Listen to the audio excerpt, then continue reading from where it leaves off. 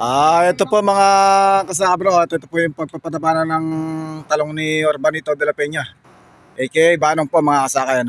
Napakaganda na po ng kanyang mga alaman. Ito po yung inano po namin, yung pinastikan namin yung unang vlog natin mga kasakabro. Ito po yung nag-alaga si Urbanito. Yung nakaraan po ito mga kasakay.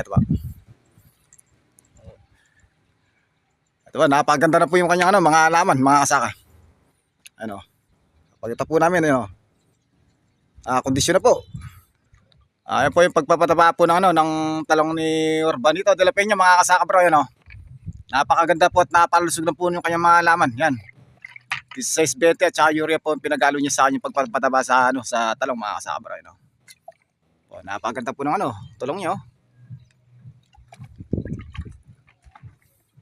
Ito po, tatanungin po natin si Urbanito kung ano po yung tamang yung ilang buwan kung bago mamungay po yung talong. Ilang buwan yung mamungay yung talong? Isang buwan at kalahati pa. Isang buwan at kalahati. Ngayon ilang buwan na ito? Sa 14, isang buwan na. Isang buwan. Kalating buwan na lang mamumunga na ng mga idol. Oo. Ayun po, kalating buwan na lang po mamumunga na po yung ni Urbanito de la Peña yan. Napakaganda po at napakamal po yung talong ngayon. Ayun nakakondisyon po talaga yung niya. Talagang alagang-alaga po sa kanya yan.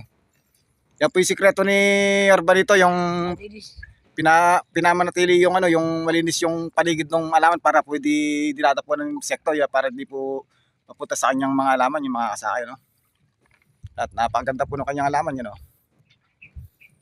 Ito lang po talaga yung sumikat na wala pong chemical yung mga talong niya. Pero napakaganda po yung naging bunga ng kanyang talong yung nakarang taon mga kasabra Ano po yan, pinasilap ko lang po yung yung pangyayari ngayong umaga. Yan, ang pagpapataba ng talong ni Urbanito de la Peña, aka Banong ng Barangay Lourdes, Candaba, Panga, Pulong Galban. At hanggang dito lang po yung ating vlog at maraming salamat po. Thank you for watching.